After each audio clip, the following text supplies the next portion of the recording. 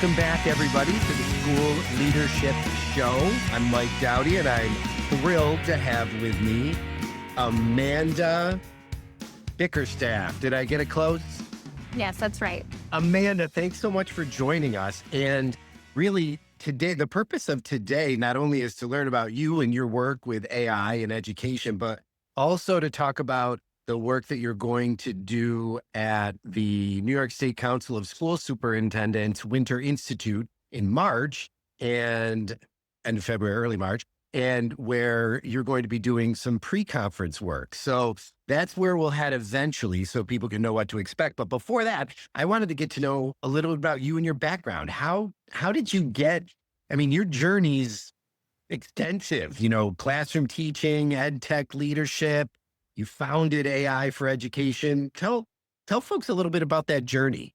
Sure. Well, the good news is that I started my career in New York. So I was the New York City teaching fellow. I taught high school biology in the Bronx in New York City, which has always been my formative experience in my life in terms of work. It's where I learned so much about the importance of thinking about like students and learning as a whole system. Like it's not just about teachers, not just about students, it's about everything that happens within their home lives and in the classroom, outside and in. And so that's where I started my career. I'm from Georgia, so I came up. It was the first time leaving Georgia, but got right into it. And since then, most of my career has really happened in New York. Although I've lived in DC, Seattle, and my last job I was in Melbourne, Australia, running an EdTech company there. So I've been to many places, but I always come back to New York, which is where I am right now. It's where my heart is. Georgia Bulldogs. I am a Georgia Bulldog fan for any of you that like football. In fact, there's a lot of connections to my hometown as well. The quarterback is from my hometown. Oh, how cool. In the middle of nowhere. But yeah, so I think it's like, could you have every job in education? I feel like I did. So teacher, and then I got most of a PhD. Wasn't really for me, but I worked like crazy during the process. Everything from program evaluation, curriculum writing, an adjunct professor, helped build a STEM teacher preparation program, all kinds of crazy things. But a lot of my work has been in professional development and professional learning, and led me to that job in Australia where I was an EdTech CEO, where the company that I worked with, we did student perception surveys of teaching. So if you remember the Gates Foundation work around students are pretty accurate at reflecting the teaching practices of their teachers, like how well they do questioning or engagement or those pieces. And during that time, also built a well-being tool. So, really have always been like thinking really deeply about how to create better spaces for students to learn, for teachers to teach, for communities to come together around, moving kids to future readiness. So I actually was not the first early adopter of generative AI. I did not use ChatGPT until March 2023, which feels very early, but actually like a whole bunch of people were using it even earlier. But the first time I ever used ChatGPT, I asked ChatGPT to write a rubric. I had not written a rubric myself in years, but I knew two things. One is that it was technically not possible for an AI system to do that before generative AI. And secondly, it's just a thing that like teachers struggle with. Like I hated writing rubrics and I did not like editing rubrics either. But I know how important they are for students and teachers, like knowing what's expected of them, right? And so when generative AI, when ChatGPT formatted and created a rubric and a chart in like 10 seconds with the worst sentence ever written, just like write a rubric on X, I realized two things really quickly. One is that this is a transformational technology that we have been talking about for decades, not just in education, but just in terms of the opportunities of technology. And the secondly is that these tools are going to be quite disruptive because of how they can like approximate what humans have been doing for decades in schools and outside of schools, not decades, but millennia. And so things like writing, things like analysis, things like, in some cases, creative work, right? And that for us to be able to come together as, an education system, we have to wrap our heads around what these tools are and aren't, how they work, what the opportunities are, as well as what the risks are. So I started AI for Education as a website in April 2023. And so it was a prompt library. So, when you use generative AI, when you ask questions called prompts, and started a webinar series. Really had not thought about it being a company, but what was really cool and is one of the reasons why I'm so excited that we get to do this work with all the school leaders, this and where it's hopefully going to be slightly warmer, is that this was something where like 6 weeks after I built a website that no one had ever visited, we were working with our first high school. And we worked Wow. with like in June, like less than 2 months later, we'd already worked with 3 or 4 high schools. And then in the summer, we started working with districts in the fall. And so we have worked with hundreds of thousands of educators and leaders, and now more and more students around building generative AI literacy because we just believe so strongly. And it's kind of funny because if you've heard me speak before, you're like, Amanda, get a new slogan, but like AI literacy has got to be the foundation of like everything that we do in this moment in time, regardless if you're in education, in industry, like a parent. Like this is so deeply transformative that we have to learn about what these tools are today. And that's what we really focus on. So when you think about what that initial work was like, just a few weeks after you put up the website, you get into some high schools, how has that initial work, how is that different from what the work currently looks like? Have you seen a change over time in sort of how you've approached it and the responses that you've gotten? Well, when it first started, it really was something where not a lot of leaders had the kind of wherewithal to like create a space for this, meaning like there were so many competing priorities and, people were, not convinced that this wasn't a hype cycle or even what these tools were. And so I think that while there are more leaders that believe this is important, I wouldn't say it's like like it's like a turn. Like we're not 180 degrees I'll from tell the. you what, I find that to be the case all the time. Anytime I get in a room with school leaders and I say, raise your hand if you use generative AI, and it's always fewer people than I think. Well, I think even go further around having an AI policy or guidelines in place, having done PD for teachers or leaders, having done AI literacy work with students. If you do that, what you see is that wedge goes smaller and smaller. So I think that we've seen more, but it's still, this is why, again, I'm so excited about this audience, is that the only demographic that unites who we've worked with, and we worked with 300 organizations last year, is that every single one of them, it didn't matter if it was huge, small, urban, suburban, US based, outside the US, high school, middle school, or whatever it may be, was that there was a leader or leaders that believed this was a priority and created space and time for it. It does not, we do not have anything else that unites us because it is something that's still so early in terms of prioritization. In terms of what we do, generative AI still works the same way. We know more about how it works, and it's gotten to be more reliable in some ways. It's gotten to be weirder in other ways. It's become more like there are better tools out there. But what has happened is if you look at our flagship PD that we've done, hundreds of times, is that it's pretty similar in structure as the very first time I ever did it when it was just me and like an idea. We still start with how AI has been a part of our life for 70 years almost. We talk about how we hit major concerns that people have. We talk about misconceptions. And then we bring people along a journey of understanding how the tools work or don't work. And then we completely tie that to practice. Like, how can you use this in your own practice as a teacher, a leader, even a student? And we show and model best practice. One of the things that we do is a think aloud. So if you're an elementary school leader, you know these very well. And you know what? They're not that easy to do. But what we do is we model not just how to use the tools, but how to use them with critical mindsets, with effective prompting, with evaluation, with creativity, and even resilience when the tools don't work. And that really, Michael, has not changed significantly at all. We've gotten better at it and that we've used different tools and like we've got better jokes. But as far as the journey is very similar to the very first time I was in the school in Queens.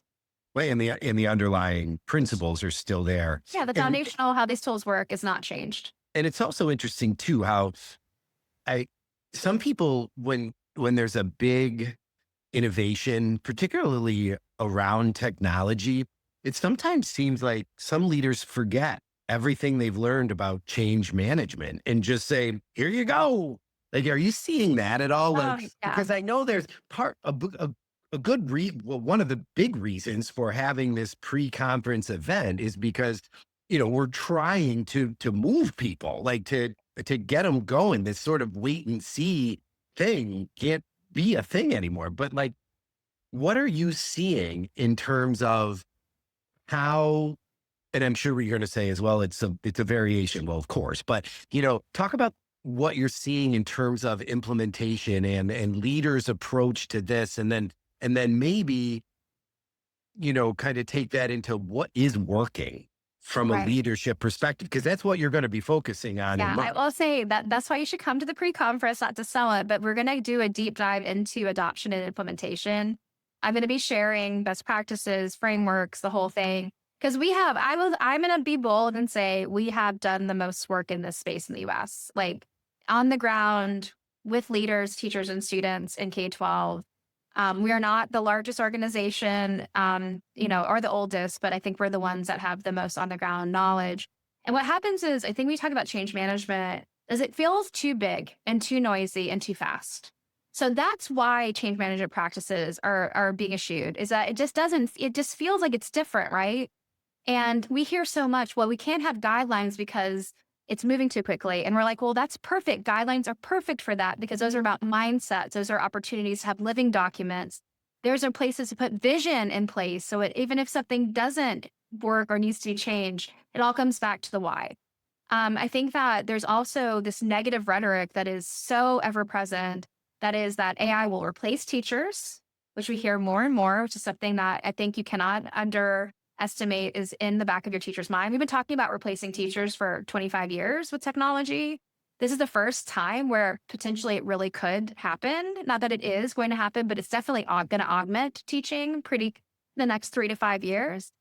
There are things around AI is only for cheating that are students are internalizing it, teachers are internalizing it, parents are internalizing it, leaders are internalizing it. And if you want to go deeper, there is a question about human skills. Like what's going to happen to cognition, to creativity, to critical thinking, to collaboration, to communication, etc. And so what happens is we find that for some, because of all this like noise, is that it's hard to find your path in. And we really are going to work on, at the pre-conference on paths in, not just paths for you as a leader, but paths for your people around you, right? That change management process. And one of the things that I think is the best practices that we see is that you need to understand, like if you think about what we're talking about, you need to understand what's really happening. So not just the people knocking on your door, calling you up, yelling at you, but like what are people using or not using? What are their perceptions about these tools? What are they using it for? That needs to happen. We highly suggest building a team. So you should have an AI committee that you can build their AI literacy to start having deeper cross-stakeholder discussions that are really important. The idea of building AI literacy across the entire community, and I cannot underscore this enough, it is a non-negotiable if you really want to see change happen and responsible use.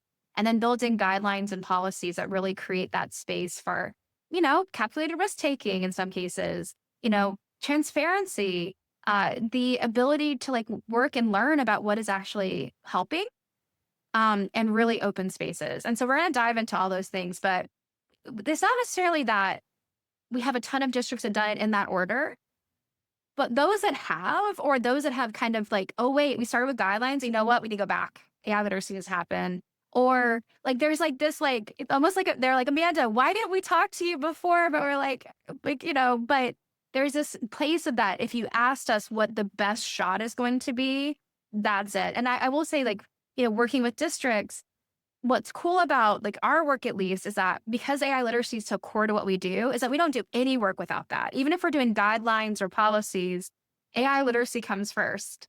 And so what ends up happening is that, like, if you had to pick one thing only to do, that would be my suggestion. And that's what we'll talk about. But if you do it in a more change management process where there are all the pieces in place and there are metrics you want to follow, there's vision that's set, we just see that it happens in a way in which not immediately, but like you start to see really big shifts in mindsets and culture and the temperature coming down. Like the temperature right now is shrug emoji. It's like everyone's like, you can't see me, but if you're watching, like everyone's got this like extra layer of AI stress, right? That if we can pull that down to like a normal level, that's where creativity and opportunity and collaboration can really happen. Well, and I will underscore that whole piece of the landscape analysis, because we went through that, and initially I was kind of like, really, why do we have to do surveys and focus groups and like why? Don't we know what's going on? And I'm going to tell you what, I learned a ton. I was completely wrong. I had teachers and students flipped in terms Yes. of what I thought they were going to say, and it was wild. So I think, yeah, I'd put an exclamation mark on that. That no, really, you think but until you know, you don't know. Yeah. And it is something where I think that maybe people don't want to know a little bit. Like Mhm. I don't want to call anybody out, but if you're, you're a leader, you've got, you know, substitute teachers not showing up and kids not getting access to SNAP funds. You have bus routes and teacher shortages. You have, parent engagement. You have all these different pieces, right? And so if you find out that like 80% of young people that go way younger than you think are using these tools and not even for schoolwork, just to like have a friend, and that teachers are worried about job replacement, but it's not even in like, you're not even thinking about job replacement. So like you can completely and totally nip that in the bud immediately. But it feels like if you find that out though, it leads to action. And sometimes we're not ready for action yet, right? We don't have the resources or not the supports. And I will say budgets right now are difficult. Like no one's like the State Department hasn't come out and said this is a priority in the way. There's no state level guidance in New York. Like there are these pieces that are foundational. It's coming. Allegedly, it's coming. Well, the thing is though, like if you look at the 35 states that have it, doesn't mean that they are moving light years ahead, but I think these pieces all matter, right? To making this a space, to carving out a space, time, effort, budget to view this work. And so that's why I think sometimes evidence building, you're not quite ready for the evidence, right? And so, but we would highly suggest by having the evidence, you can then build consensus about those things, right? Like you can go back. Or like you said, at least know where the buzzsaws are, so you don't walk into them. I mean, that's 100%. Now, you started to get into it a little bit before we kind of went down this path, but talk about one thing that I worry about with AI is that I think it has the potential to be the all-knowing tutor that's available to every student 24/7. But I'm also worried because the data is pretty clear. If you come from a more well-resourced household, you are more likely to use these tools. So talk to me about equity. Yeah, well, I think that first of all, let's just say right now there is no Gen AI tool that is fit for purpose to be a all-in-one personalized tutor. That does not exist. If you want to look at an example, look at Conmigo and Khan Academy and how much they've had to walk back that. And I love Kristen Serbo, who's a chief learning officer there. If you're really interested, you can listen. We have a webinar with them about that. And the equity gap is real. It's not just. I think it's not just that those that are aware of the tools and use the tools kind of play out in traditional equity kind of gaps of like urban and wealthy versus rural and or similar socioeconomic status. There's also this moment in time where free versus paid, especially around ChatGPT, is going to be a demonstrable difference. Claude and Gemini, it's more about the number of like interactions and prompts you have, but ChatGPT is you get a lesser model pretty quickly with ChatGPT. And so there is like a very interesting equity gap that starts to come up. That's not even just those that are aware of it and use it, but those that are using the paid tools themselves. So I think that what we suggest very strongly is that at least if you're watching this, and I am not like people sometimes think that we are part of ChatGPT, we are not OpenAI.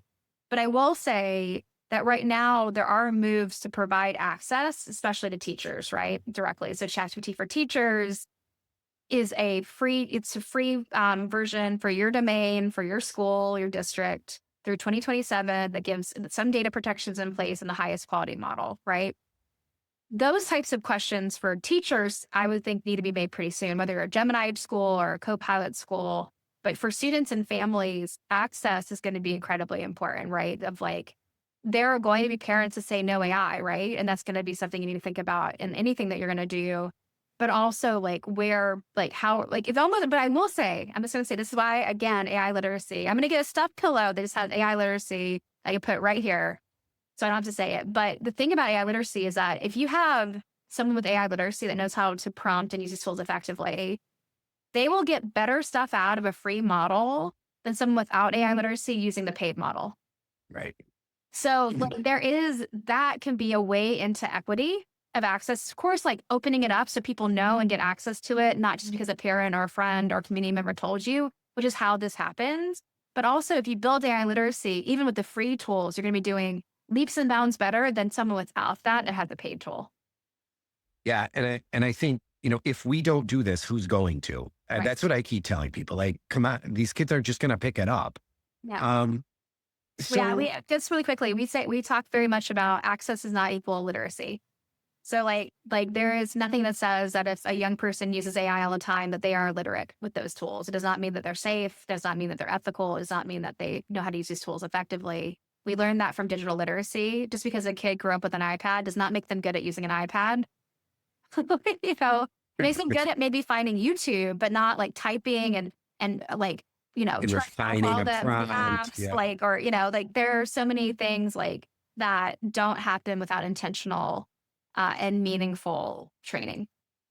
So you have worked with what? We're in the hundreds of thousands of people that you all have Yes. worked with, right? Yeah, great. Yes. How about can you tell us a story about a school or educator that you worked with where AI literacy and adoption really transformed learning? So I would say that learning, people aren't there yet. So I want to be clear is that like learning is still a frontier that I don't think that most organizations have been able to nail because the tools are very nascent, meaning like they're not that good yet. But what I would say is that I can think of like so many of someone like, first of all, the people that are like never evers being brought into a training or a guideline development workshop and then coming up to us after and being like literally, I can like, Amanda, I did not want to be here. I thought this was going to be awful. Like I didn't want to be here.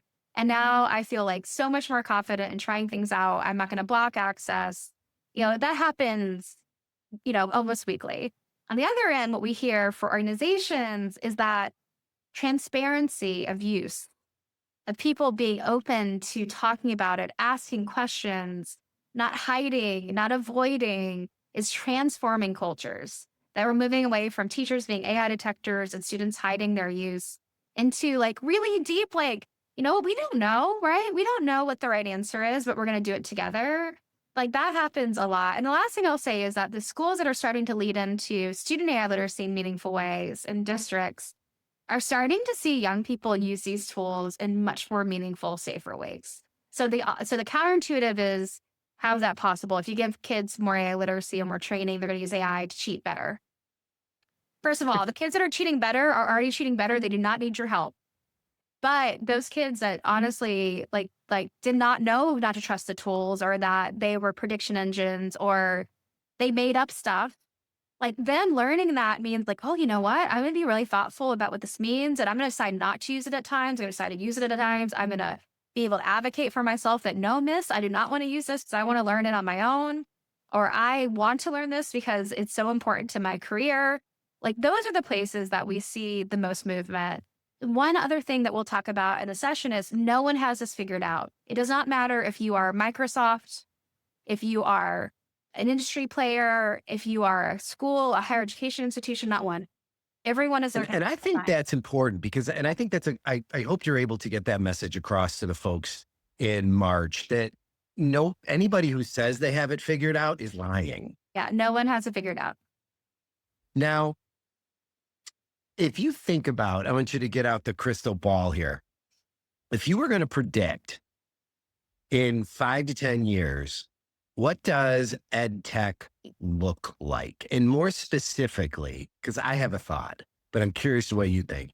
If are we going to is which way is it going to go? Is it going to go toward you're buying individual standalone models for specific purposes? Or are we going to get these big app killer models that are going to do everything? Is it going to be some sort of hybrid? What does it look and in particular? Because honestly, I think the instruction part is the easy part, believe it or not. I think where we have a lot of potential that nobody's really talking about is back office productivity kind of stuff in a school district, particularly smaller organizations that don't have six accounts payable clerks, things like that. So where do you see it going 5 to 10 years from now?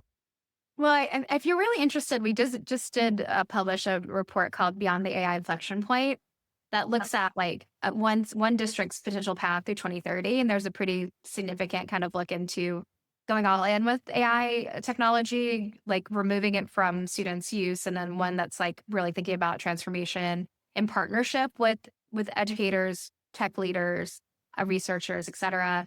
I think the first thing that's going to happen is that agents are, autonomous AI. This is a year that this is going to start to have Yeah. value. I think this is very technical, like not technical, but like right now you have a lot of separate platforms or SaaS platforms that you buy.